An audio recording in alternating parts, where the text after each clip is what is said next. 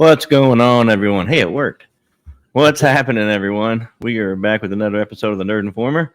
We have a special guest tonight, Tom Cahue from the Beyond the Radar podcast and Chasing Prophecy radio show. Tom, how you doing, man?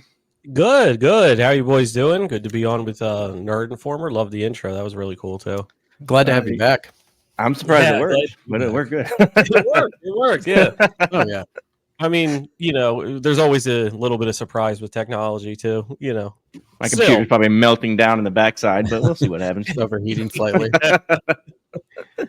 Yeah. Well, usually we get together and we talk about UFOs or aliens or something, but today we're going to do something a little bit different.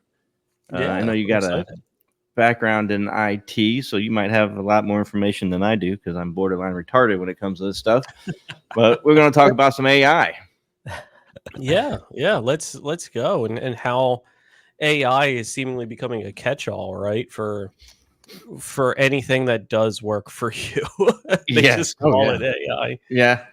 It's a buzzword, but if people are buying it, marketing is going to keep pushing that out there. Absolutely. Yeah. So AI, good thing, great thing in the long run? What do you think? Well, I'm going to make a little comparison here to the internet when it first came out. Can it be a good thing? Absolutely. Can it be a great thing? Absolutely. Can it be a horrible thing? Absolutely. Oh yeah. It all depends on how you use it, right? It's anything, anything really. Let's talk about guns. You know what I mean? If somebody's trying to break in your house or a wild animal is trying to attack you in the woods, you want to have that rather than not. Absolutely. But when somebody's, at a party and they're drunk and they're waving it around, do you want to have it then? No, you don't. You know what I mean? So with the internet, there is the potential with anything technology related to be great, to be good, to be medium, to be bad, to be awful. AI, I think, is going, it rubs people the wrong way because I'll tell you this right now. If I took a 10,000 foot view and look at the lifeline, the timeline of like humanity and things, if I was the great debater, creator, whatever you want to call it, if I were to drop AI, would I drop it now or maybe in the future? I probably would have hold off, you know what I mean, for a little bit until people can, settle down a little bit. But it has the potential to do many things. It has the potential to interconnect networks, which obviously think of like healthcare, think of, financial institutions, think of those sorts of things where, yeah, absolutely. If I can talk to a AI bot who has all of the information, who has more brain power than everybody in Harvard put together, right? And somebody's dying, yeah, you would want that resource, right? Yeah, sure, definitely. Yeah. When you're at home and Betty Sue dumped you and you see who her, now she's with, using a sentient being to send all kinds of information out there that maybe you didn't want, that's not the best way for it. Yeah. But even in the scale of bad things to do with AI, yes, that hurts one person, but it's one person. You know what I mean? It's one thing. There's many more things to go. So I know I gave you a lot there for that answer, but what I want to say is under the right way, controlled, in responsible hands. Yeah, definitely. Absolutely. It's a great thing. It needs to be, it needs to be fleshed out, right? It needs to be built out. It needs to be, we need to see everything it can do. Right. Yep. General population, probably not at this point where I'm talking today it's July 10th. No, probably not. And it might make people upset. Like we all think we can handle. We all think we can do things we can't. Yeah. I don't know if it's ready to be turned loose like that. However, I think you're going to have it's going to be kind of a revolution. It's going to be a technological and societal revolution. And all these things come with change and pain. You're going to lose some jobs. Which we'll get that in a minute. But I think the net will be good. I think in the end, the net will be good. And if they roll it out, I think it looks like it's kind of come on rather quickly because they went from Chat GPT 3.5, which no one really cared about up until 3.5. And now they go to 4, 4, it's so which is a small leap for them because they've been doing this for years and no one's paid attention. It's like from an iPhone 1 and next week getting an iPhone 15. The technology is so different and so much better between the phones, but you don't notice it when you went from the 1 to 2 to 3 to 4 because it's incremental. Just gradually. It's gradually rolled out. And I think that's probably the way that they need to do it because that's how human beings are. We takes time for us to get used to things and learn a little bit, move ready to take some more, learn a little bit, take some more, and I think that's so I think ultimately in the end it'll be a net positive and a net good thing. I can agree with that. It's going to be the Wild West. We're probably still in the Wild West at first. You know what I mean? Because you don't know what you don't know. Yep. There could be wonderful things that we put in place to censor it, to control it. You know what I mean? That maybe you didn't have at first, we have now bots and trackers and things like that. You know what I mean? We have GPSs in every phone, but in the beginning we didn't have that. You know what I mean? To think how many missing persons or, people worrying about their kids and things like that you're able to keep an eye on them. Yep. Now it's better. It wasn't back then. I think you're right. I think it's going to move to that point where you're going to have safeguards in place. You're going to have these wonderful tools that you can use. But being a capitalist society, you're going to get bigger, smarter, and better versions of it.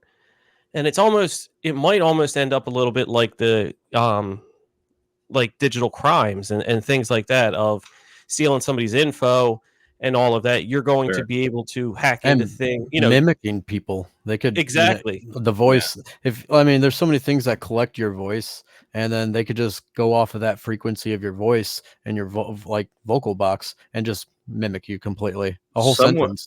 I don't know who did it, but someone actually made like a 5-minute conversation between Joe Rogan and Donald Trump, and it was all AI. Yeah, and it was very believable. You wouldn't know the difference.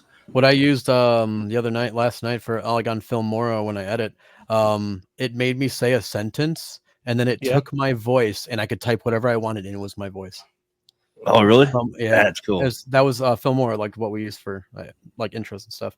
And I was like, and it says you have to agree to so many things saying that they can use your voice, and there's like a list of people in that too that you can use, or you can use yourself, but you have to go through agreements saying that your voice is now recorded as an AI, and like it's crazy. That's always been my biggest thing is copyright stuff. We talked about it a little bit on a prior podcast, but you have AI write your book for you. Well, who owns that book? Do you own it, or it uses your ideas essentially? Like you're telling them your basis. I want this. Unless this, that's just one of the benefits. You know what I mean? That might be one of the positives, that people can now become more successful very easy. And maybe that's, I don't know, could go that route, or it's all about having money and not wanting other people to have money. That's what it comes down to. Well, that's going to be a big problem because eventually they are going up. Yeah, and eventually they say the only way you're going to be able to do it is have a universal basic income for people because there's not going to be enough jobs. Now, I think a lot of them. I'm kind of an optimist on that I don't think people are just going to sit home and do drugs and watch movies all day because they're getting a universal basic income. Yeah. I think you're still going to have that human need to do and develop and get better. So I think you'll find something else to do with your time, whether it's podcasting all day or writing books or whatever. I think you're going to just change the way you live your life, but I don't think people are just going to flounder and do nothing. I think that there will be some, I'm sure, because there's some now. But there's some now. They need to make a Black Mirror episode about that, because they like to do stuff like that, like futuristic. Yeah, I'd love to see how that pans out. Be funny. Their take. I just don't. The universal basic income, you're going to have to get inflation locked tight. And in a capitalist society, I don't know if you're going to be able to put enough rules on that where people can't raise prices, because let's say my rent's $1,000, $2,000 a month, and now my landlord knows I'm getting $1,000 a month. They're like, all right, it's $3,000 now. You know what I mean? And so they're getting that. It furthers that divide between They would have to have a whole structure on that. They can't raise anything percentage wise for the next 10 years. You know what I mean? Just so that would even equal out. I think it all depends on how they would structure the basic income. Because if you just said, okay, there's 8 billion people in the world, everybody's gonna get 1/8 billionth of how much money is in the economy, and everybody kind of has the same amount of money. You own what you own, and if you want to give your money away or spend it or what, however that works, that's up to you. If that, that's one way they could do it. But that would then just suck for the people that already accumulated that much money. Yeah, that's the problem. Then you have the ultra wealthy right now that would be like, wait a minute, like I'm getting cheated out of like my whole growing up, and it can't be cash. It can't be turned into cash at all. Yeah, I can tell you that. It would have to be some kind of card. Where it would have to be digital at the grocery store. It's redeemable at your health insurance. You know what I mean? That's it. That's it would have to be a. You can't use it on Amazon. You can't use it to take out money. Otherwise, let's just say AI attacked. What if AI attacked that and then turned it all off? There wouldn't be cash at that point. I think everything would be digital. There'd have to be a digital currency probably, and then you worry about again hackers and somebody. Whenever it can't go on to like your Venmos or your PayPals. It'd have to be like an RFID chip in your arm. Scan things. Here's my income. Yeah. No, but I was looking up before I hopped on with you guys, and they actually tested all the different, because now everybody has an AI, right? They tested them by IQ, and this is I haven't heard of. Have you heard of Claude 3? No. It was the highest, and it was not even close. ChatGPT 4 was next, and Copilot was floundering around near the bottom, but Microsoft's version. But Claude had 101 IQ score. Wow, and completely automated, completely reading the question, sentient. It was reading the question. Nobody did it. It gave it the test. It read the question, and it got 18 out of 35 questions right, with a 99.999, I think 8 nines after it, chance that it was random guessing the question. So it was obviously not. It read the question and got 18 out of 35. ChatGPT got 13.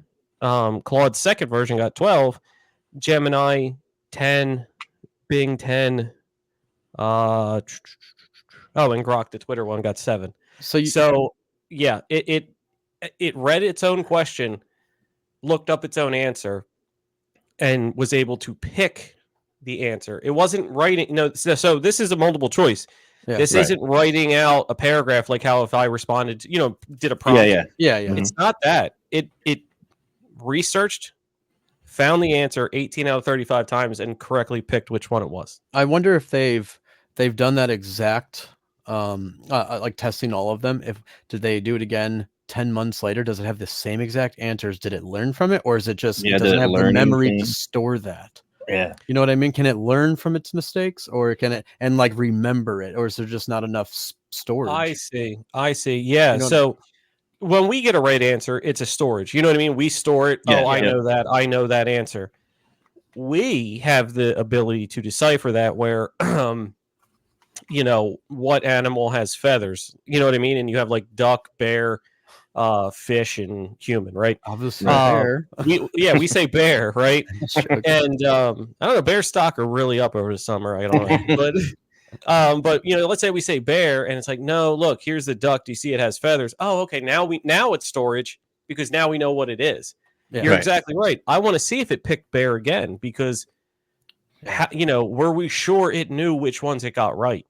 And do it like repeatedly to see if it does does it have repeatable, and does it know that it, you know what I mean? It probably understands it picked the wrong answer, but will it get it right the next time, or pick the same wrong answer? I would like to see that, like see how smart they really are, because it might not be a long-term thing. Like AI might just be a short-term, where they're really smart, they can communicate, but are they losing that information as soon as they're getting it? That's one of the problems that they were having initially, and I don't know if they've worked it out or not, but it was they're very good at doing tasks and small things and stuff like that, but their attention span isn't very long. If you let them run long enough, you start getting crazy results, and I don't know what that length of time is, but they can say they took an IQ test and they did, got 101, But if that test was 3 times as long, maybe they started to veer off because that was one of the issues that they were having. Sam Altman talked about that. Like that was one of the things that they were working on. He was like the lead visionary for AI. Yeah, like, he was one of the guys. And he carries around a backpack that will undo everything. I don't know if you guys know that, but he carries around a backpack with him, and he says it's just as important as nuclear briefcase. He says that if it goes out of whack, he can turn it all off. So he can just shut it down. Yeah, you can shut it right down from his computer. He said he has an undo button. You can actually, if you Google it, you'll see it. Well, that's actually a good point. Like, what is the fail safe? What if things kind of go south on us? And I like, like oh, shit. that he is like that, and he doesn't like to see how far it can go to get insane.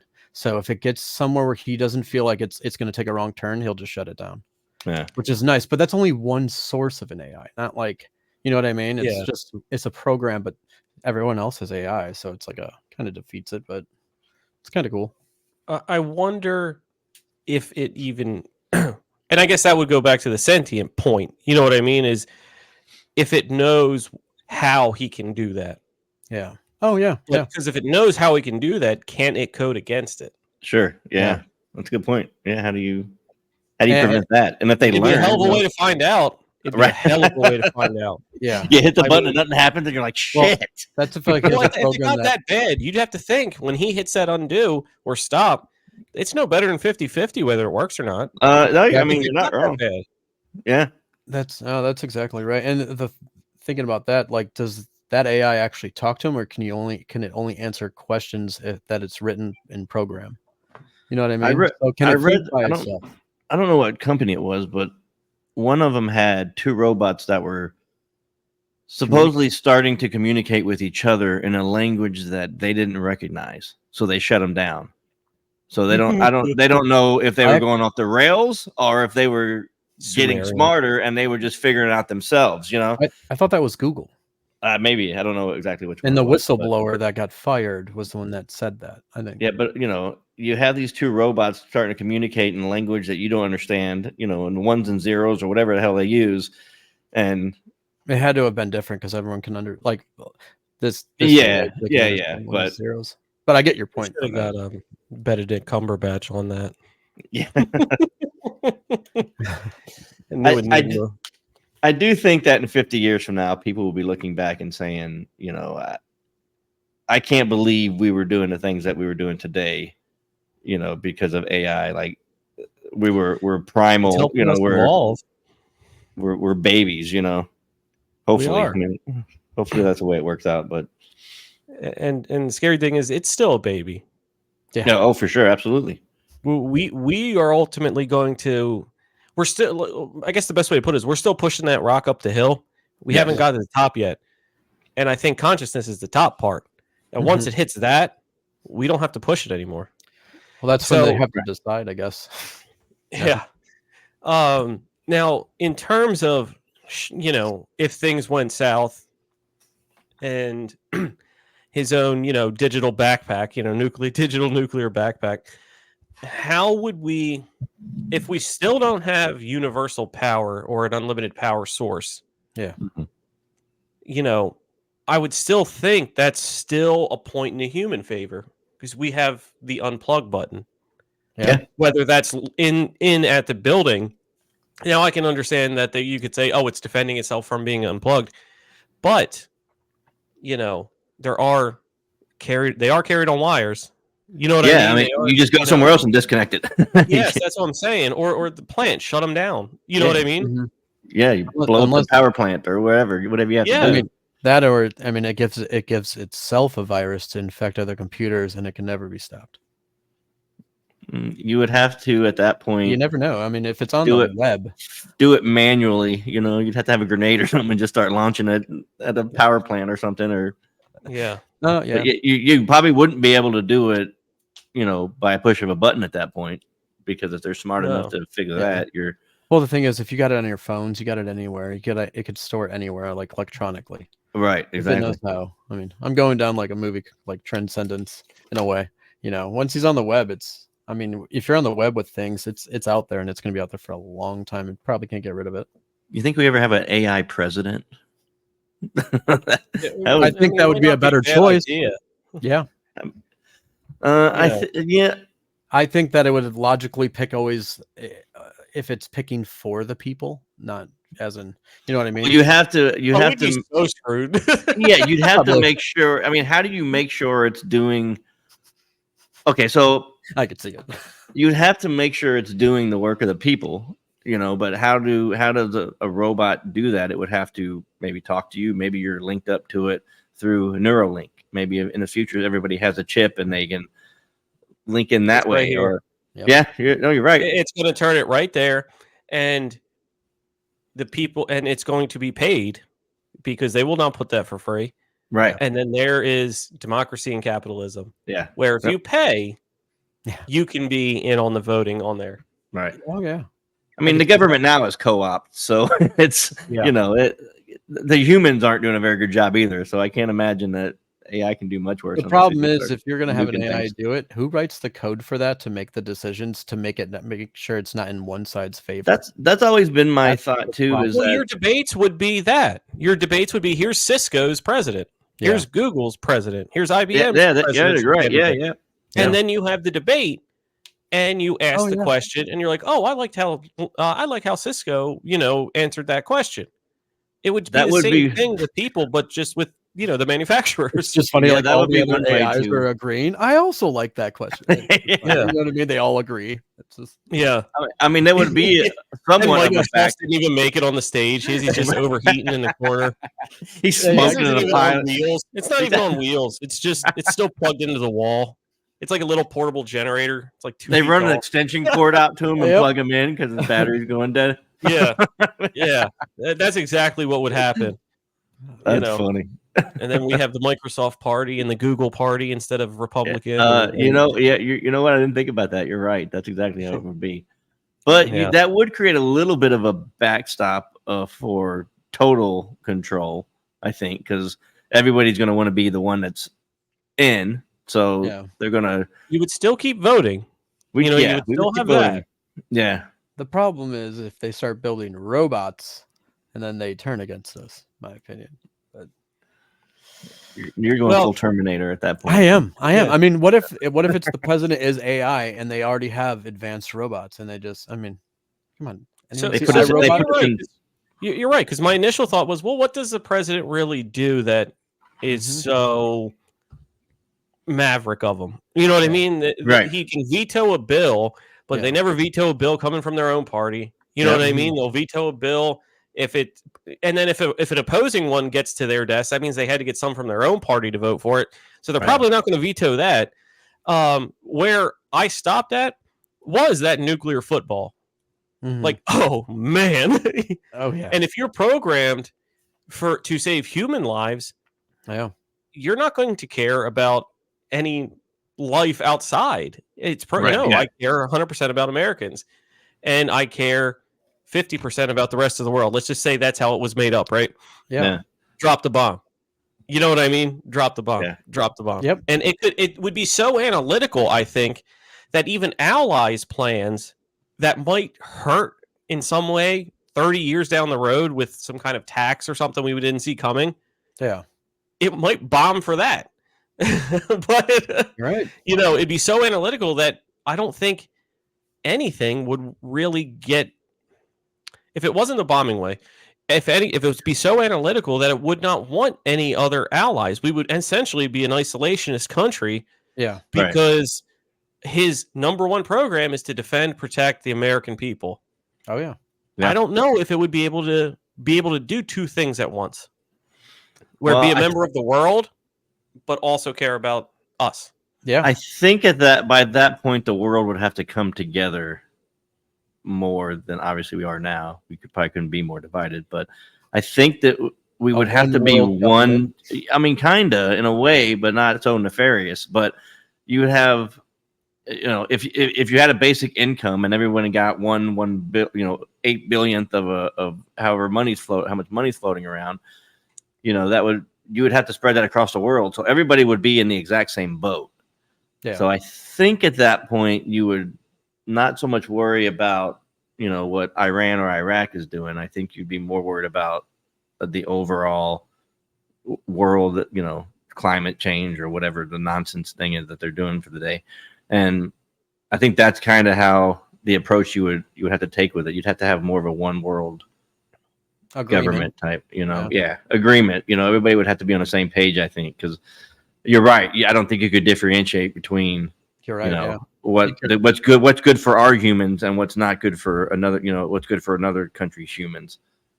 Yeah, because there's strategy involved with this. I mean, look. All right, there obviously was an AI. There hasn't been an AI president, but look at our involvement in major world wars like 1 and 2. Mm-hmm. You know what I mean? And how we benefited from the aftermath of that, Yep. but we had to use human lives. Do you think an AI president would have been for that? Because the number one thing is you are risking American life. Any war, it does not, any conflict. Yep. You know what I mean? Even in Desert Storm, even, the Taliban, even any minor skirmish, humans or Americans do die. It's on the sad cost of doing business. So it knows that. I don't even know if it would. I think you would have something that would be so confused it would just sit there and probably overheat. It's gonna calculate, and it's gonna always have a bad outcome with sending people.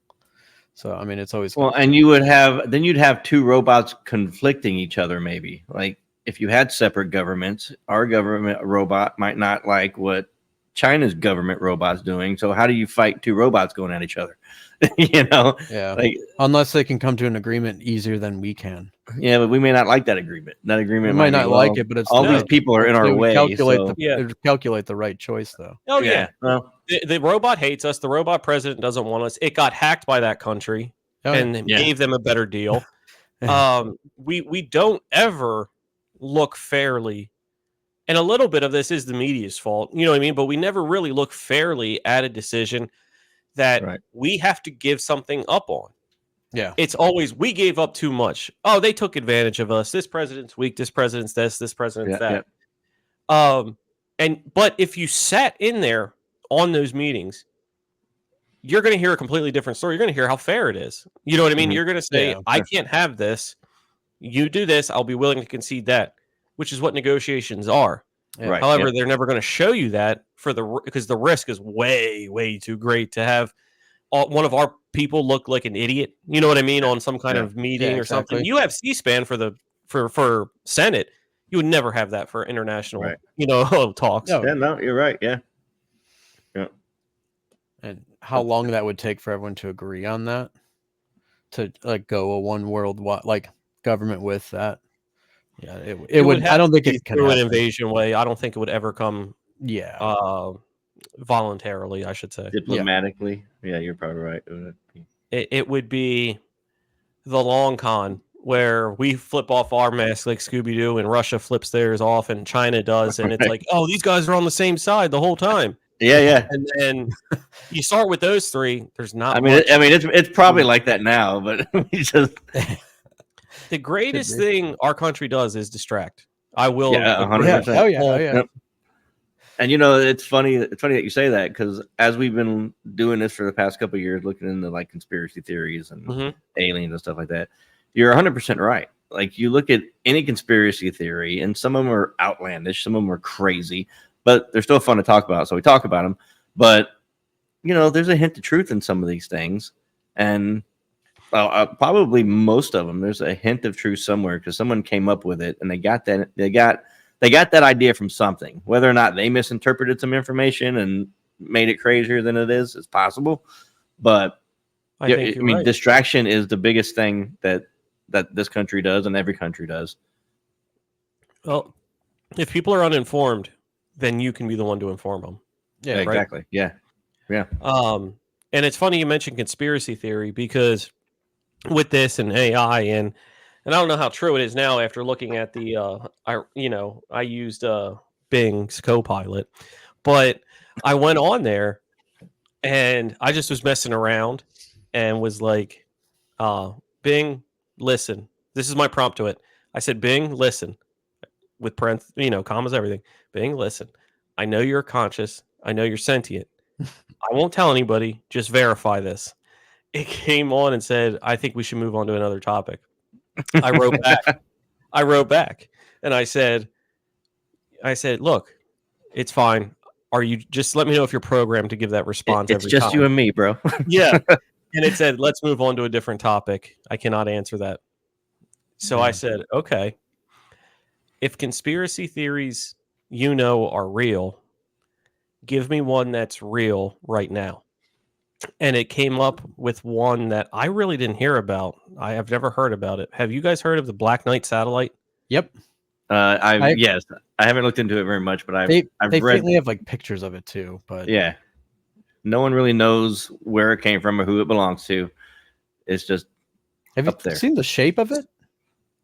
Yeah, I've seen the shape of it. It does look like the chess piece a little bit, right? Yeah, and so it went on and on about the Black Knight satellite, and I'm reading about it and the other theories, and it struck me as odd that at the end of it, and I wish I saved this. It said, it wrote, now if I was real, I would believe this, and I thought that was a tongue in cheek. interesting. Yeah, yeah. After my 2 earlier prompts that it did not want to answer, and then gave me one. I was like, subtle hint. Man. Yeah, subtle Son hint. Of a bitch. Just like, okay. All right. And so I made sure I said, I didn't know where it was going to go. I just knew we were talking about AI, and I wanted to just have a story about it. Yeah. I thought that was really, really cool. But I guess it, Black Knight satellite's confirmed, though. Oh, yeah. I mean, that's the way I take it. I kind of take it as that. And what, I wonder if it actually is a satellite or it's just something out there that was just blown up that looks like it. You never know. It's because there's so much. The pictures I saw, that thing was darker than dark. It was. Yeah, it was. Yeah, it's pretty black. Yeah. So, what do we have here that can produce some material that dark? And if you can, why the hell are you making it at risk for being damaged? Yeah. The weird part is it hasn't fallen down. So it's staying up somehow because it would come down eventually. Everything orbits back. You're right. Everything would orbit back, and eventually everything will come back down. Yeah. Come back down. So, and the pictures they have, you got to think is I look at it as it could be aliens watching us. In my opinion, I would just say there's just no one knows what it is. Yeah, that's what Bing said. I mean, that's possible. They could see how stupid we are or how smart we are, and to see I knew with you coming on, we weren't going to stay away from aliens very long. Well, but this was Bing's fault. That's fine. I'm good with it. I just thought it was funny. I'm like, I wonder how long it's going to take before 33, 06, 07. But it's so interesting that that's up there, and it's like you said, it's confirmed. Multiple people said they've seen it. Unless it came down pretty low and went back up.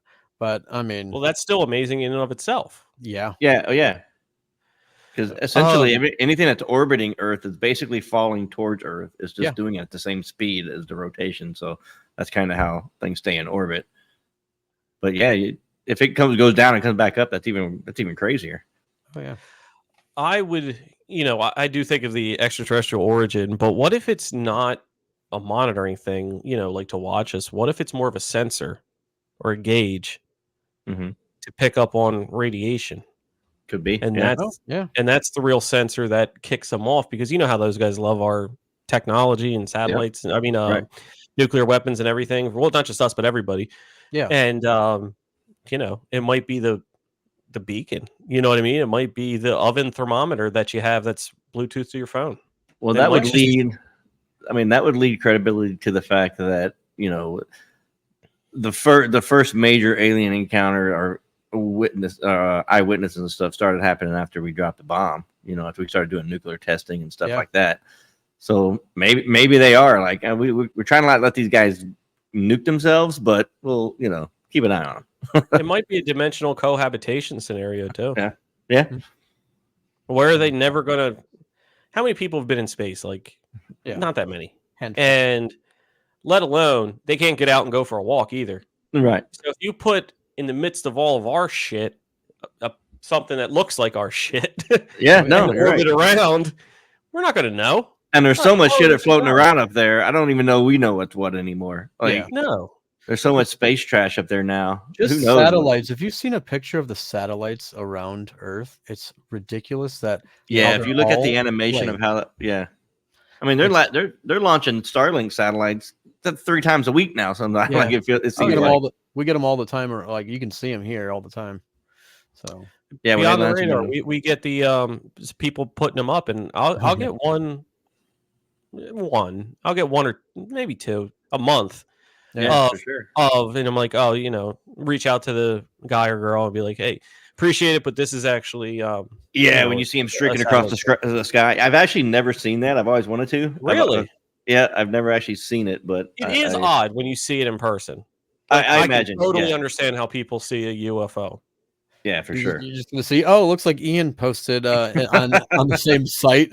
Yeah, it's posted him. Is anybody else seeing this? I guess here. I know. Like you're not thinking the same way when you see something like that. Like, you know what I mean? But somebody I heard. Now this was weird. This was from I don't care. I'll say it. This was a MUFON person on the inside, investigator. I won't say their name. But they texted me laughing, and they said somebody wrote a thing like, hey, I saw a UFO, and submitted a picture to them, and it was of their ass. That's definitely something Tyler would do. Definitely. That was definitely Tyler. 100%. Probably. So they're like, oh, okay, Duluth, Minnesota. Let me check this out. Oh. Gotcha, bitch. It's like, are you just pissed off, or you're just gonna laugh the whole time? You know what I mean? I'm laughing. That's funny. I'm laughing. Yeah, but he wrote. He's like, I just gotta tell you this. I bet that happens more than people care to talk about. I'm gonna be real honest about it. Are you kidding me? That makes sense. Like, I mean, come on, that's clever. Like, someone goes out of their way to write. Yes. You went out of your way to do it, and then take the picture, and then sit like it's a whole process. Listen, I'm not even mad at him. I admire the commitment. I said post it. Hey, listen, get people's thoughts. You never know. There's gonna be somebody out there goes, yeah, it sure looks like it's the UFO. Yeah, I thought it was too. No, that's just the moon. I knew they were real. Oh, man. I knew it. But yeah, that's a great story. Yeah, I just like. But imagine, put yourself in that dude's, like, he has to be with friends or something. Yeah, you're at dinner with your family, and I'm at a nice steakhouse with my family. I open picture of some guy's butthole. As the waitress is taking my order, and sir, what you looking at? Nothing. Oh God. But no, that's So if you were the person out there, get in touch with Nerd Informer. God, please, I would please get in touch with us. We commend you, sir. There's no attachments. Yeah. I will not open your attachments, but I do commend you. Yeah. Do you need a side-by-side? Oh man. Oh God, that hurts. I had to put that out there. And that's just that's wonderful. See, this is why I need to be part of MUFON, because these are the kind of things that I need to happen. I need it. We need to sign up for it. This is why I need to be a part of this. This is great. I'm just gonna sign you up. Do it and then pay for the monthly newsletter. The magazine. Right. And actually, I'm going to give a shout out to Bertie Jaworski, who's actually starting up a UFO magazine from UFOs ABQ. UFOs over Albuquerque. Bertie Jaworski, wonderful person, great. By all means, have her on UFOs, all that kind of stuff. And she's like, you know what? I'm going to bring back magazines, and it's called Saucer Spin. And she asked me to do a feature for one of and write a story. So if you're interested in helping out or wanting to be involved or that'd be great. Promote or the good old UFO magazines, we remember them. They went away for a while, and we're going bring to them come back. back. Yeah. There'll be less buttholes probably, but we'll. Yeah, that's what my piece is going to be. Oh, let me see Tom's story. Oh, this is my first and last spread. 2-page spread.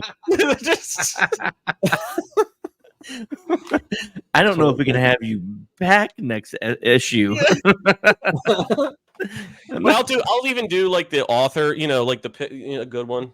the serious picture. Yeah, you'll have my little head, like Tom Cahue, and have my little head, and then my ass will be on. You pay for a perfect headshot. You write a beautiful story, and your picture is just dressed up. It's nice, lose a little weight. I have a great, just got my hair cut. Yeah, it's wonderful. Yeah. Jeez. I'll be like, you must not have got the right attachment. That was meant for someone else. Yeah. Different magazine. Yep. Well, I don't even know if that one's in print anymore. Oh man, that's great. Probably not. I don't even know where we were at. Yeah, that was great. We left off on Black that was such a. So this is what AI wants us to do. It wants us to get off the topic. I mean, we just talked about this too. Now we're distracting ourselves. It's called rapid self-improvement. It's just getting better and better as we're talking about buttholes and. So your first question about is it good, is it bad? Now we're going into podcasting. This is good. It can be bad. Listen, not everyone should have a microphone. I'm just saying. Like, I believe in freedom of speech, but I'm probably one of those people that shouldn't have a microphone. But freedom of speech doesn't mean freedom of microphone. That's true. There you go. They should put some regulation on that. Yeah. What if they did that? Let's just think of this dystopian world, and with the universal income, everybody wants to be a podcaster, and time becomes currency.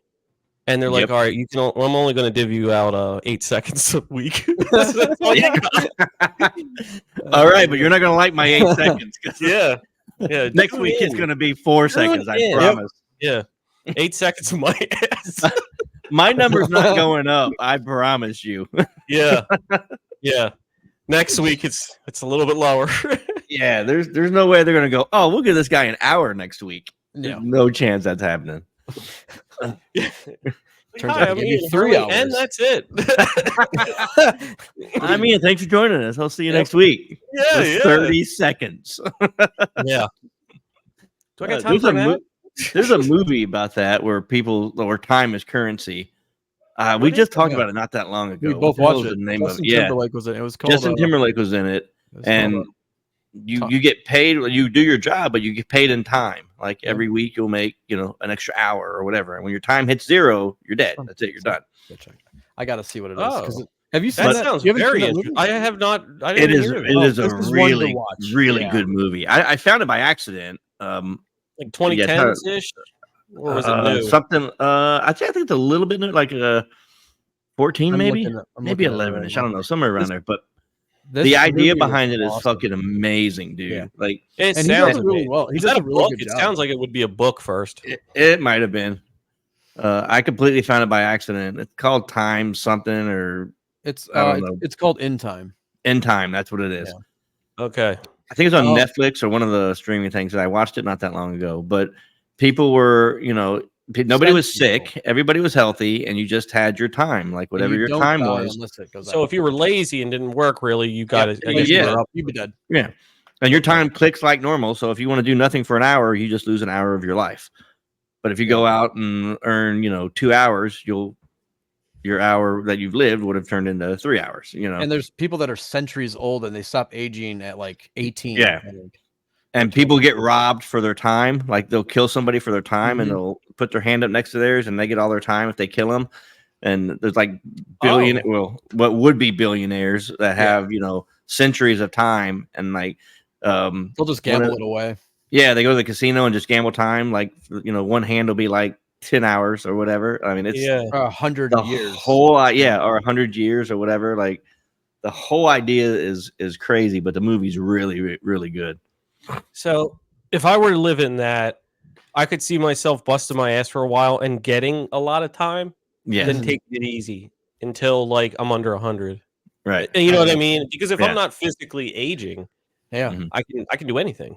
And you know what I mean? Like And the poor in society have, every morning they wake up, they have, like 10 or 12 hours left. Yeah. So they got to go out and work. And so they're like That's their they're just making they're living minute to minute, they hour to hour or whatever, and they can't afford a coffee. They'll have to have someone else buy it because they don't have an extra like 10 minutes or something. Your coffee will cost 5 minutes or something. It's all a cool idea for a movie. Like I really enjoyed that. It was really, really good. And that's like to buy, right? So like if somebody bought it for them, it doesn't take it away. It takes it away from whoever bought it for him, but not the person drinking it. Right. No.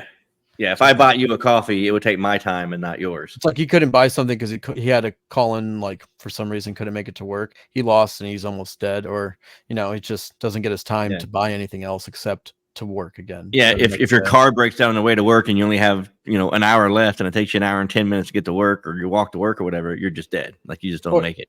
Yeah, you'll have to see this. Yeah, I'm gonna have to.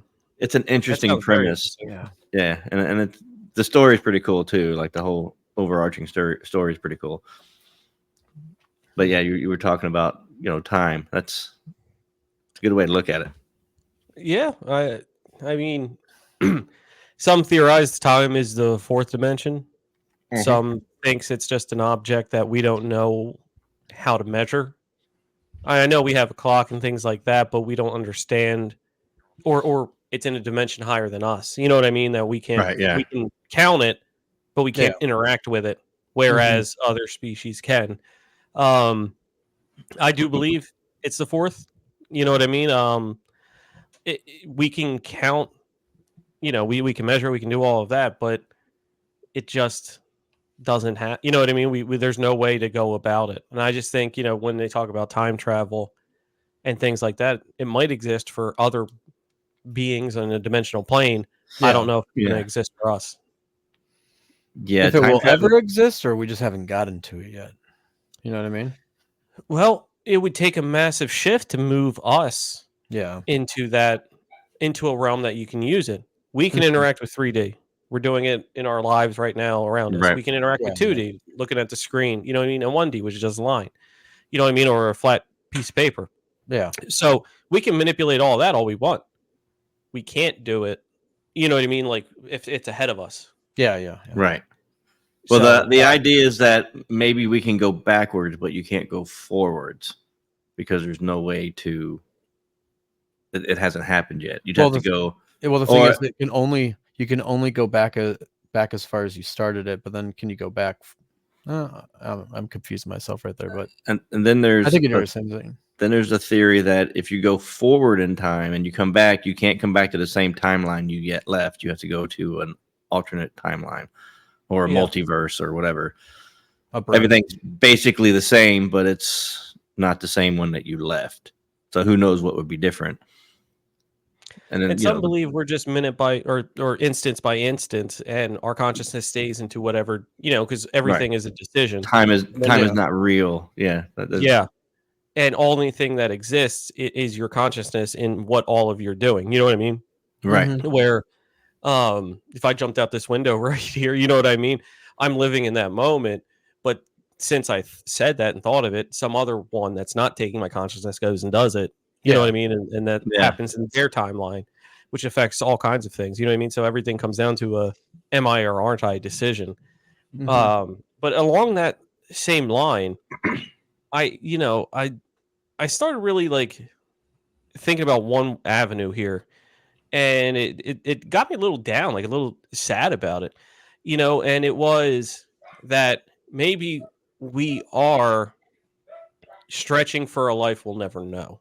Maybe we are reaching for things that we can't possibly attain. And what I mean by that is, I think biologically, humans, I don't know if we're capable of this interstellar travel, interdimensional travel, time travel, because our organic bodies cannot hold up to the material needed to produce that.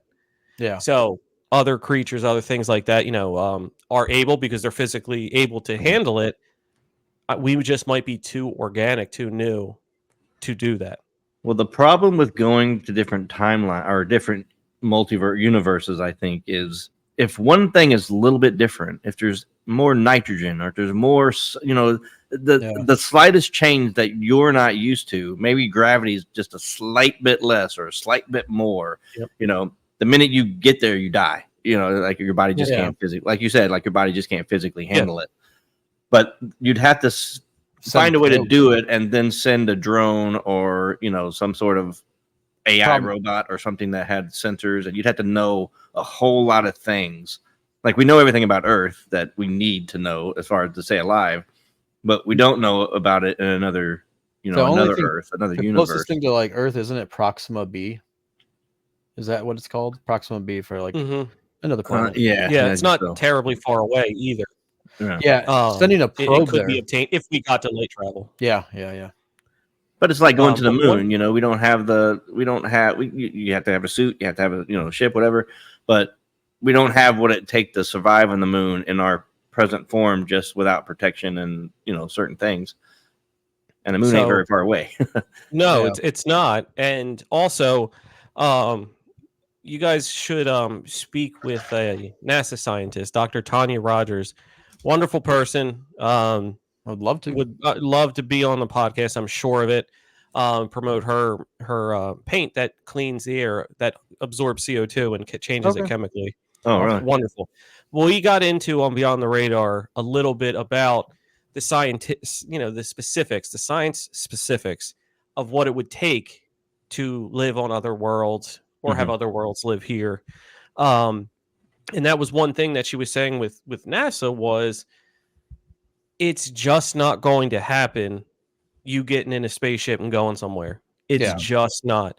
The most realistic way for that to happen would be if we decided and had all the technology now to send a bubble, a self-inflating bubble, basically, up to wherever it is, and wherever you want to go, and let trees grow, let oxygen grow, let the gravity, you know, terraform it, basically. Yes, and you're exactly right. Terraform it, right? And then even then, depending how far away it is, you're not doing it for yourself or even your children.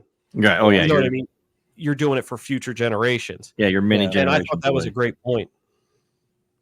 Yeah, that's all you could do. It wouldn't help us right now because we'll. But you also have to, you know, think about, like, if you're going to terraform Mars, for instance. You know, that's what Elon Musk wants to do. We don't know what the properties would do to the things that we sent there to terraform it with. We don't know if it's compatible. Like, if we could just plant a bunch of trees there and hope they grow, like, you know, we don't know. Well, I don't think we know what would work and what wouldn't. And then even if you terraformed it, if one thing's off a little bit, it might be enough just to wipe out the whole civilization. Yeah. Yeah. It's almost like if you don't do an aquarium properly in the first setup. Yeah, sure. You know what I mean? You can mess up one fraction of something and the whole thing, throw it away. That's why I can't keep fish. Well, I mean, I've done that. I often admire like aquariums and people's like who have fish in their house because it looks very nice. It looks easy, but it actually takes a good amount of work to get that. It does, much like a saltwater tank. I have friends that have a saltwater tank. Even more with that. It's crazy what you got to do to make it right and keep it perfect. And so, I don't have the energy, but. So what she was talking about was, you know, more biodomes. Okay. You know, where you can, you know, I can make all the material that'll make a nutrient soil in here. Yeah. Let that grow, expand it, keep expanding. Now you can't expand all at once, you know what I mean? Or it'll pop just like a balloon. So let it keep expanding with oxygen, you know what I mean, as it goes until you have acres or miles of a habitable place. And then you would need to figure out your decontamination, because what are you going to pop a hole in it to get in, and we're screwed, you know. And then you have to figure out how you're going to get into it, where it would have to be some kind of vestibule where you get out of your ship, get in there, you know, decontaminate yourself basically out of your suit, and then walk in, you know, to whatever the dome is.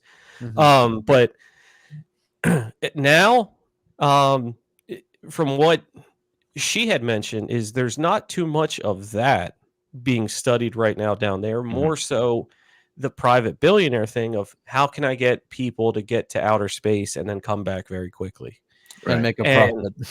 Yep. The whole big balloons, you know what I mean? Where you'll have a bar and a lounge and it'll take you up and you'll hang out for 4 or 5 hours and it'll bring you back down. Yeah, I'm not doing that. No. I saw the Hindenburg. I ain't falling for that.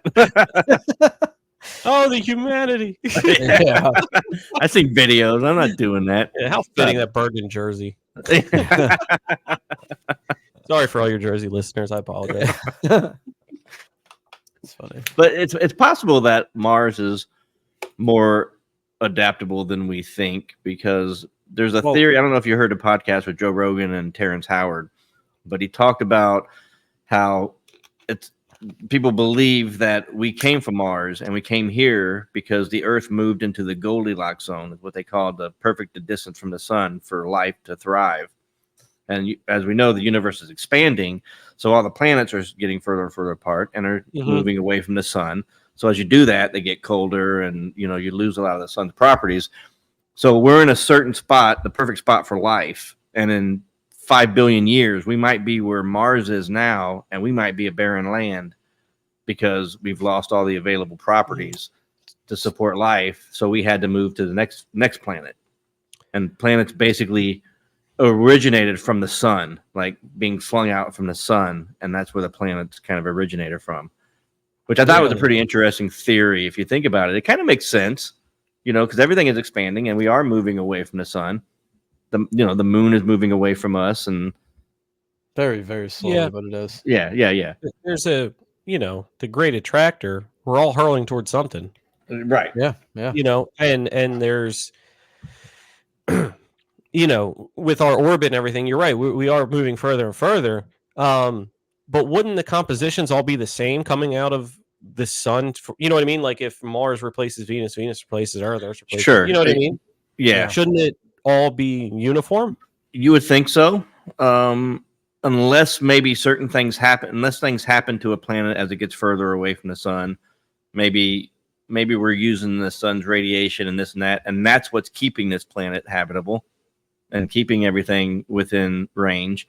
And the further it gets away, like, you go to Pluto and it's completely different because it's so far away from the sun, or much further away than we are. Yeah. That it lost all of the things that maybe the radiation provided or the UV that's provided. I don't understand the science behind it. Believe me, I do a podcast, but it was an interesting story, the way that he described it. And it makes a lot of sense. But I think it depends on if what contributing factors the sun has. We're obviously moving away from that. Mm-hmm. So that would be, I don't know what contributing factors that would have to changing the atmosphere to the point where you couldn't live there anymore. Well, and also, like, I understand there's change. We were just magma and lava for the longest time. Before, yeah, sure. Mm-hmm. And that's a lot of scientists will say that that's not even a theory. So life, on its evolution, really, you know what I mean, coming on Earth. Mm-hmm. If you were to believe that we're, Earth hardens, it gets cooler, you know what I mean, it settles down. If Venus is like that, where it's a ton of gas, right? Mm-hmm. You know what I mean? Who's to say maybe in billions of years it can't do the same thing? Right. You know what I mean? Because we have no one to ask. Right. Who the hell are we going to ask? You know what I mean? If we'll be gone, we won't be able to know the difference. Mm-hmm. We won't know, but in 5 billion years, we're not us. Right. On the other end too. And that kind of leads into when you talk about UFOs and aliens. Maybe they are us from 5 million years ago. Maybe that's what we evolved into. And there's just other planets that, from 50 billion years ago that have already gone through this. And now they've turned into whatever they've turned into. And they're coming to see the old neighborhood, You got it? It could be a universal contract of the universe. You have to protect where you came from, and we're just not at that point to understand that yet. Yeah, no, that makes sense. We don't want us to blow ourselves up. Well, they don't want us to blow ourselves up because we have bigger things down the road. They know what we turn into. What feeds their race? You know what I mean? We're probably not A to B, but if we're A and they're G, you know what I mean? Well, we probably have to continue that all the way. There's an evolution to get to them. To get from us to them. Yeah. So who knows that time span? I don't, 5 billion, 10 billion. I don't know, even longer. if the universe is 13 billion years old, maybe they're wrong. Maybe it's there's tablets and things they found that they can say that 13 or what is it, many billions of years older. Yeah. So who knows? The one interesting theory that I've heard and speculated on a little bit is that when you have us and you have our set of laws, physics, whatever, you know what I mean? We have laws where, none of us can go jump in the water and breathe air. You know what I mean? There's laws that govern everything. And we're just not at the point of considering or being able to understand the laws of other things. Right. Whereas if you unlock, and let's just think about it as a video game, if you unlock intergalactic travel, you now have to abide by these set of laws or the universe will destroy you. You know what I mean? And there's a growing population that think when you talk about a higher power, it's actually the universe. It's there all along. It's actually what is, giving you everything that you need. Yeah. That along with your higher vibrational self or whatever you want to call is your angels, your deity, your God, basically. Right. Yeah. And there's a lot of things, that you can argue, but if this whole thing is about give and get, who's to say as you get higher with more responsibilities, such as intergalactic travel, you're also tasked with higher responsibilities on how you need to conduct yourself. Right. And one of those is, I have to come back to Earth. I have to make sure they're okay. I have to protect, because we're ants to them. Let's be honest. You know what I mean? So we come back, we take care of them, but also you can't disclose it. Right. They're not ready to hear it yet. You are playing God. That's their version of playing God, if you will. Yeah. Maybe they look at us as their future. Like we have to, like we look at children on the playground. We have to protect those children because they are us, and when we all die, they're going to be left, as we die. And it's like it is. It's a concept of like universal love, right? You know what I mean? Where if you have a child, you love that child. You might not have that for somebody else's child. You know what I mean? We don't even have love between all of us in different countries. So if part of theirs is universal love, we are all their kids, and they can't understand why the hell we're fighting with each other. You know what I mean? Right. But we have not gotten to that point yet. We are not on that frequency. And maybe we get there because if you look at, the biology of an alien, or what people describe as, the grays or whatever, they're not gym rats. These guys are skinny. They don't have muscle tone, that, you know what I mean?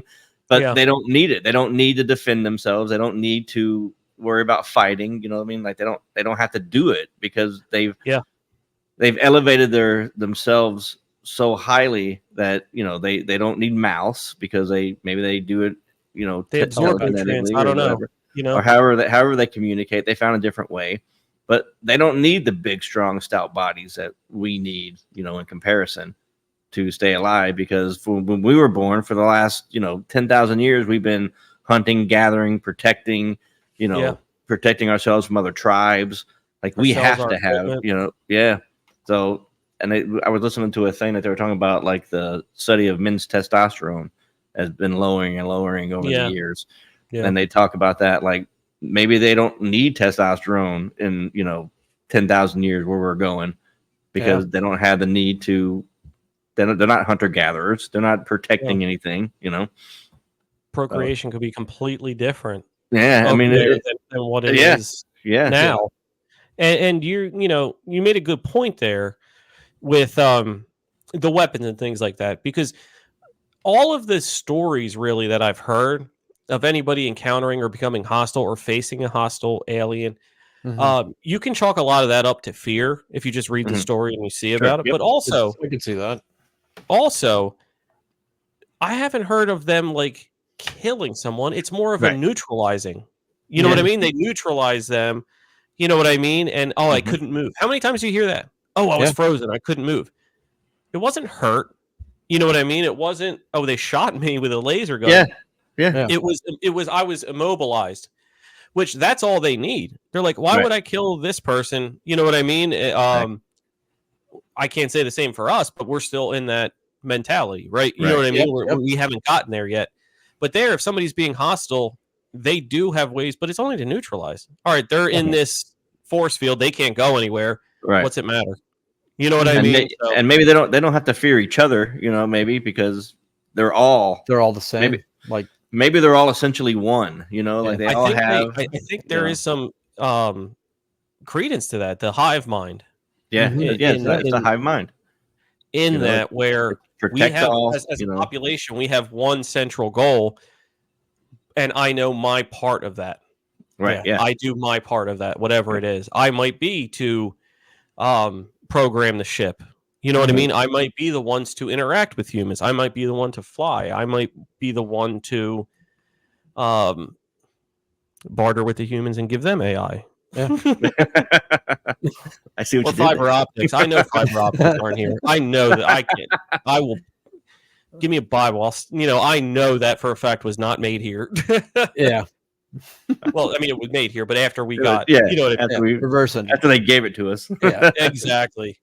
But, I know we asked for weapons. I know it all kind of fits together. If you can, I don't know if it's correct, but you can certainly draw that picture that way. That the way we just described. That maybe that's the way it works. Maybe that's the way the universe works, and we don't have to worry about all the things we worry about now. But we just gotta stop being dumb, and we gotta get to the instant stage.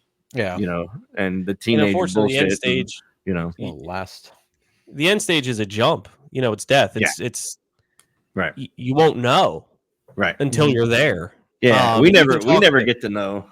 Probably no. This physical version of Tom, you know what I mean? I'm never going to know. I never am. I can believe.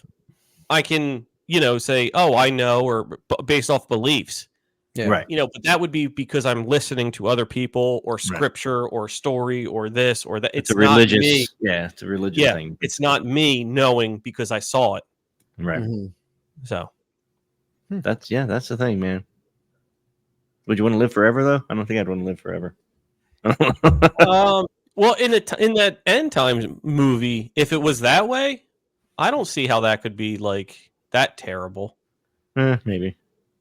If I could work and stay at like the peak of like, you know what I mean, like of your body, right?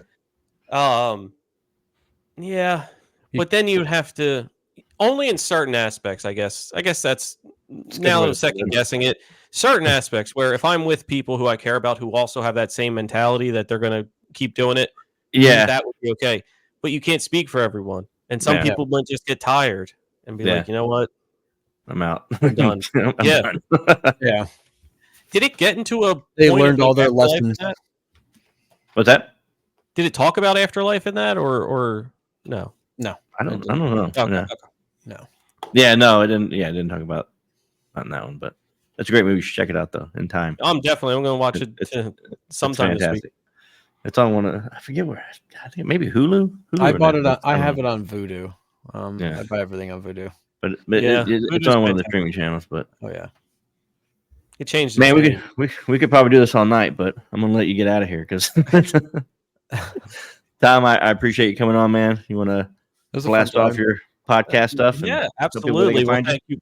Absolutely. Thank you both for letting me be on Nerdformer. Anytime, please. Anytime we'll come. Just like the last time, an hour went by, and who knows? Who knows where it went. But I'm on a Chasing Prophecy radio show, and that's Tuesday nights, 7 to 8 p.m. Eastern, and Beyond the Radar, which is Thursday nights, 6 to 7 p.m. Eastern. And you can find us on everything. So Facebook, Instagram, TikTok, YouTube. You can catch our shows live, or we do cut up clips and different things about everything that we talk about. So Instagram, Facebook, YouTube, TikTok, Twitch as well. We talk about pretty much a lot of the similar things that Tyler and Ian talk about with UFOs, paranormal conspiracy. We delve into some videos, anything interesting that might come up or somebody's, submitted to me, or that might be on MUFON or UFO Reporting Center. We'll take a look at that. And feel free to reach out if you have a ghost story or anything like that. Chasing Prophecy Radio Show at gmail.com, or Beyond the Radar is labeled paranormal at gmail.com. And yeah, that's everything. Good deal, man. Hey, man, thanks for coming on. We always have a great time when we do this. So. Hell yeah, we have a great time. We will definitely be doing it again. If you guys want to send us comments, questions, or anything, the Nerd Informers with an S at gmail.com. Shoot us an email and tell us we're stupid or whatever you want to do. Set up some interviews.